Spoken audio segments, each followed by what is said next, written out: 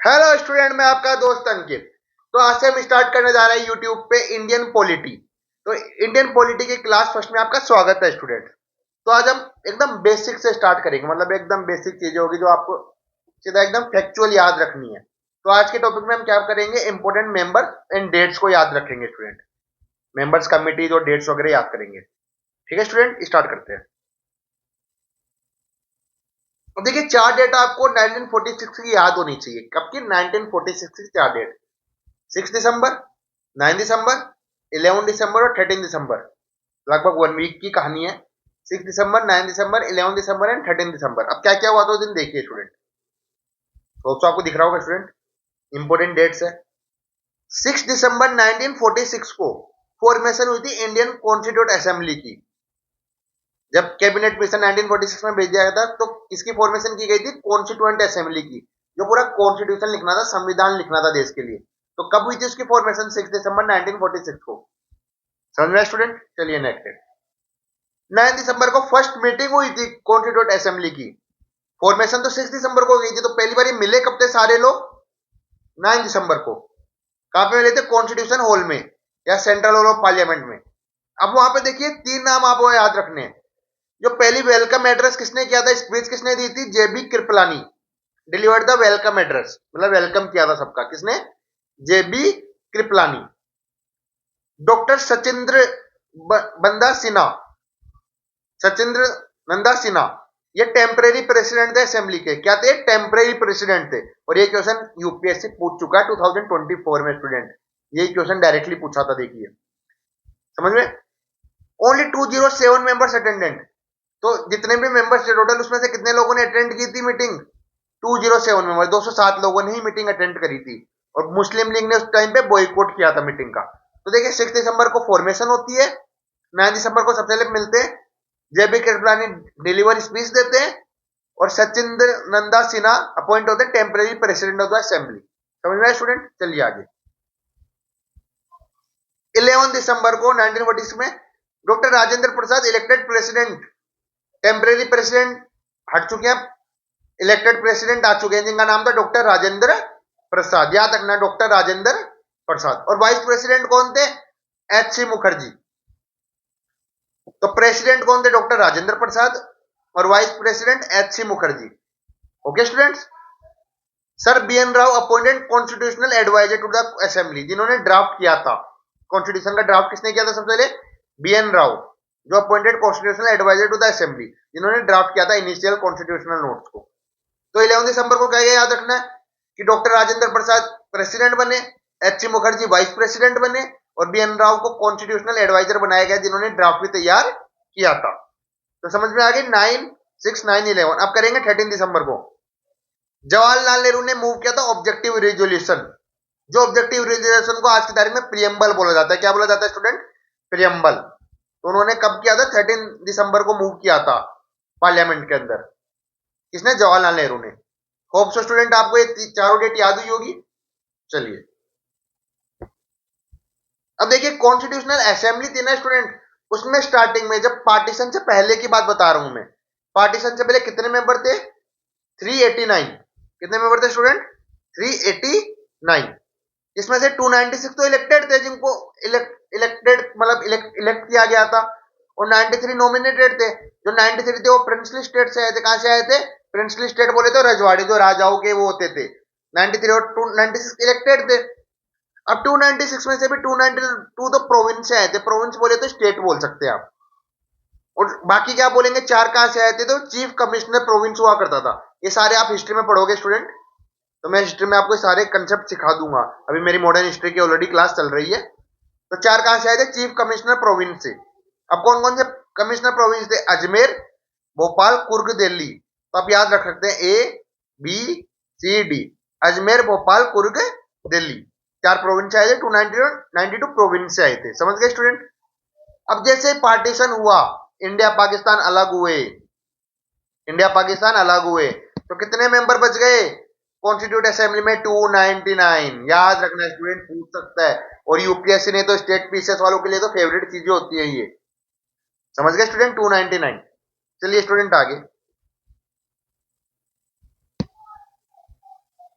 अब देखिए स्टूडेंट, 22 जनवरी 1947 आपको याद रखना है। अब 1946 की कहानी आपको मैंने बता दिया, 47 में आ गए कि जो ऑब्जेक्टिव रेजुलेशन जो पास किया था 13 दिसंबर को, इसने मूव किया था जवाहरलाल नेहरू ने, वो फाइनली अडॉप्ट कर लिया गया था। कब किया था? 22 जनवरी 1947 को, 22 जनवरी 1947 को।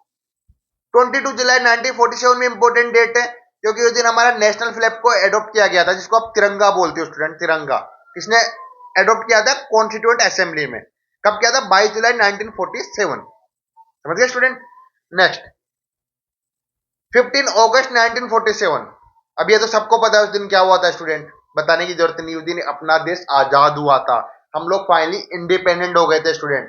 तो उस दिन फाइनली जो कॉन्स्टिट्यूएंट असेंबली थी वो सोवरिन हो गई थी। सोवरिन मतलब अब वो किसी पे डिपेंडेंट नहीं थी, वो किसी के मतलब एक तरह से राइट नहीं मानेगी। अब कोई भी उनको कुछ बात नहीं कर सकता, वो खुद से अपने डिसीजन ले सकती थी। तो दो काम हो गए थे अब कॉन्स्टिट्यूएंट असेंबली के लिए। क्या क्या काम? एक तरफ देश को भी संभालना है और एक तरफ कॉन्स्टिट्यूशन भी बनाना है। तो दो काम थे कॉन्स्टिट्यूएंट असेंबली के। क्या क्या? एक तरफ कंट्री को भी रन करना है जो गवर्नमेंट बन के, प्रोविजनल गवर्नमेंट बन के, और एक तरफ आपको कॉन्स्टिट्यूशन भी बनाना है स्टूडेंट। समझ में आया स्टूडेंट? चलिए आगे। अब देखिए स्टूडेंट्स, अब मैंने बता दिया 15 अगस्त 1947 को कॉन्स्टिट्यूशन असेंबली के टू रोल्स थे। फर्स्ट, कॉन्स्टिट्यूशनल फंक्शन, जिसमें कॉन्स्टिट्यूशन बनाना था। तो उसके प्रिसाइडिंग ऑफिसर कौन थे? डॉक्टर राजेंद्र प्रसाद। ये पढ़ ही चुका हूं मैं आपको, चेयरमैन बनाया गया था इनको, प्रेसिडेंट डॉक्टर राजेंद्र प्रसाद। और जो प्रोविजनल पार्लियामेंट थी, जो देश को चलाना था, उसके स्पीकर कौन थे? जीवी मावलंकर। याद रखना स्टूडेंट, इन फ्यूचर जरूर ये क्वेश्चन पूछा जाएगा यूपीएससी के द्वारा या स्टेट पीसीएस में, तो पक्का ही पूछा जाएगा।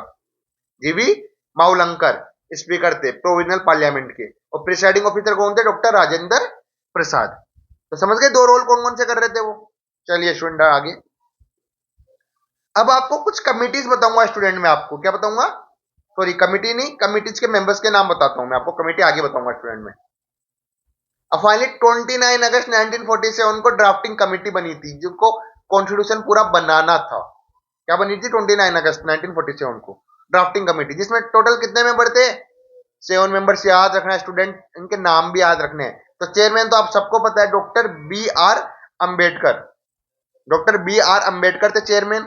उसके अलावा कौन कौन थे? N Gopalaswami Ayyangar, Alladi Krishnaswami Iyer, K M Munshi, Syed Mohammad Sadulla.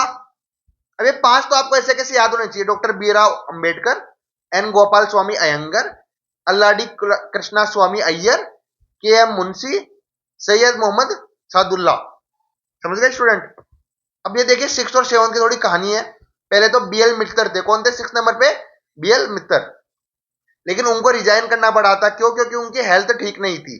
तो उनको किसने रिप्लेस किया था? एन एम राव ने, एन माधव राव ने। किसने रिप्लेस किया था? एन माधव राव ने। तो पहले बीएल मित्तर थे, फिर बाद में कौन आए? एन माधव राव। 7 पे कौन थे? डीपी खेतान। कौन थे? डीपी खेतान। तो उनकी मौत हो गई थी 1948 में। तो उनको रिप्लेस किसने किया था? टीटी कृष्णमचारी ने। किसने किया था रिप्लेस? टीटी कृष्णामचारी। समझ गए स्टूडेंट? जी हाँ। तो देखिए कौन कौन हो गए फिर उसके हिसाब से: B R Ambedkar, N Gopal Swami Ayyangar, Alladi Krishna Swami Iyer, K M Munshi, Syed Mohammad Mohammad Saadulla, B L Mitter, D P Khaitan, और फिर एन माधव राव और टीटी कृष्णमचारी। ये आपको याद होने चाहिए स्टूडेंट्स, पहले के भी और बाद के भी। चलिए स्टूडेंट्स आगे। तो 1949 में आ गए हम। अब देखिए, जब तक कॉन्स्टिट्यूशन लगभग लिखा जा चुका था, 14 नवंबर से लेकर 26 नवंबर तक, कब से? 47 नवंबर से 26 नवंबर तक 3 बार रीडिंग की गई थी कॉन्स्टिट्यूशन की, क्लोज बाय क्लोज रीडिंग करी थी। और थर्ड एंड फाइनल रीडिंग कब हुई थी? 26 नवंबर 1949 को। The constitution assembly discuss constitution close by को बिफोर एडॉप्शन। उन्होंने एडॉप्ट करने से पहले पूरा लिखा था, और फाइनली कॉन्स्टिट्यूशन को एडॉप्ट कर लिया गया था। तो 26 नवंबर 1949 को हम वो क्या बनाते हैं? कॉन्स्टिट्यूशन डे भी बनाते हैं स्टूडेंट। कॉन्स्टिट्यूशन डे भी बनाते हैं। The constitution of India was formally adopted some provision. लेकिन पूरा लागू नहीं किया था, तो कुछ प्रोविजन लागू किए थे, जैसे citizenship, election, provisional parliament, temporary और ट्रांजिशनल प्रोविजन। ये 3-4 चीजें हमने कर ली थी। समझ गए स्टूडेंट? होप आपको समझ में आया होगा। चलिए आगे। अब देखिए 24 जनवरी 1950 को फाइनल साइनिंग हुई the constitution assembly member sign the final manuscript of the constitution in New Delhi के अंदर किया गया। अब टोटल मेंबर कितने थे 299, लेकिन साइन कितनों ने किया था 284, तो बहुत लोगों की डेथ वगैरह हो गई थी या कुछ भी रीजन थे, लेकिन कितने साइन किए थे तो आपको पता होना चाहिए 284 ने ही साइन किए थे। और राजेंद्र प्रसाद क्या बने थे, पहले प्रेसिडेंट बने इंडिया के। कौन बना, doctor Rajendra Prasad was elected the first president of India. और 26 जनवरी फाइनली वो दिन आ गया जिसको आज रिपब्लिक डे के बनाया जाता है। कॉन्स्टिट्यूशन एनफोर्स हुआ था उस दिन अपना, India become republic. The day was chosen to honour. अब ये 26 जनवरी क्यों चुना गया, ये पूर्ण स्वराज के कारण। अब ये कहानी आपको मॉडर्न हिस्ट्री में पढ़ाऊंगा मैं स्टूडेंट, तो होप सो आपको समझ में आई होगी। टोटल कॉन्स्टिट्यूशन को कितना टाइम लगा था स्टूडेंट, 2 ईयर 11 मंथ 18 डेज, याद रखना। 2 ईयर 11 मंथ 18 डेज, इतना टाइम लगा था पूरे कॉन्स्टिट्यूशन को बनने में, 2 ईयर 11 मंथ 18 डेज। चलिए स्टूडेंट, अब कुछ कमिटीज के नाम बता देता हूं स्टूडेंट, जो डायरेक्टली एक बार एग्जाम में पूछी जा सकती है, उसके चेयरमैन कौन थे। तो बेसिक वाली बता रहा हूं। अब इतना तो मैंने बता दिया, ड्राफ्टिंग कमेटी के चेयरमैन कौन थे students, doctor B R Ambedkar, जिन्होंने पूरा ड्राफ्ट किया था, फाइनल टेक्स्ट लिखा था कॉन्स्टिट्यूशन का, डॉक्टर बी आर अंबेडकर। अब देखिए 3 कमेटी बता रहा हूं, याद रखना, union power committee, union constitution committee और state committee. Union power committee, union constitution committee और स्टेट कमेटी, इसके तीनों के चेयरमैन कौन थे, जवाहरलाल नेहरू। कौन थे, जवाहरलाल नेहरू। अब स्टेट कमेटी में बच्चे कई बार कंफ्यूज हो सकते हैं, किससे, सरदार वल्लभ भाई पटेल से, लेकिन इसके कमेटी के चेयरमैन कौन थे, जवाहरलाल नेहरू। समझ गए स्टूडेंट। चलिए 3 याद रखना कमिटीज, 2-3 और बता देता हूं मैं आपको।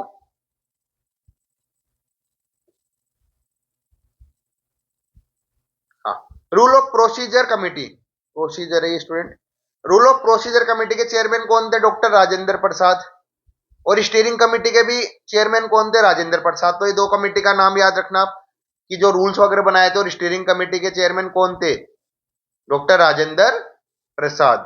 ये स्टूडेंट्स, चलिए लास्ट, जो प्रोविंशियल कॉन्स्टिट्यूशन कमेटी बनी थी प्रोविंस की, उसके चेयरमैन थे सरदार वल्लभ भाई पटेल। कौन थे, सरदार वल्लभ भाई पटेल थे स्टूडेंट।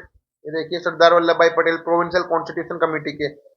और जो एडवाइजरी कमेटी फंडामेंटल राइट्स या माइनॉरिटी, ट्राइबल या एक्सक्लूड एरिया पे, उसके भी चेयरमैन सरदार वल्लभ भाई पटेल थे स्टूडेंट। तो याद रखना, टोटल मैंने आपको कितनी कमेटी बताई है स्टूडेंट, मैंने आपको लगभग 8 कमेटी बताई है। और 8 कमेटी के चेयरमैन कौन थे, तो ड्राफ्टिंग कमेटी के doctor B R Ambedkar, union power committee के Jawaharlal Nehru, union constitution committee के भी जवाहरलाल नेहरू, स्टेट कमेटी के कौन थे, Jawaharlal Nehru, rule of procedure committee के doctor Rajendra Prasad, steering committee के Rajendra Prasad, provincial constitution committee के भी सरदार वल्लभ भाई पटेल थे, और एडवाइजरी कमेटी के भी सरदार वल्लभ भाई पटेल थे स्टूडेंट्स। तो होप तो आपको ये क्लास समझ में आई होगी। तो देखिए फैक्चुअल डेटा ज्यादा था इस क्लास में, तो आपको ये चीजें याद रखनी पड़ेगी। एक आज क्वेश्चन आ जाता है, और जब आ जाएगा तो आप जानते हैं यूपीएससी में एक क्वेश्चन के कितनी इंपॉर्टेंस है स्टूडेंट। तो होप तो आप इनको याद कर लेना। अगर आपको ये नोट्स चाहिए तो आप मेरे टेलीग्राम चैनल पे जुड़ सकते हैं, जिसका डिस्क्रिप्शन में मैंने लिंक डाला हुआ है स्टूडेंट। और लाइक कमेंट करना मत भूलना, सब्सक्राइब भी करना और अपने फ्रेंड्स को शेयर भी करो स्टूडेंट। Thank you.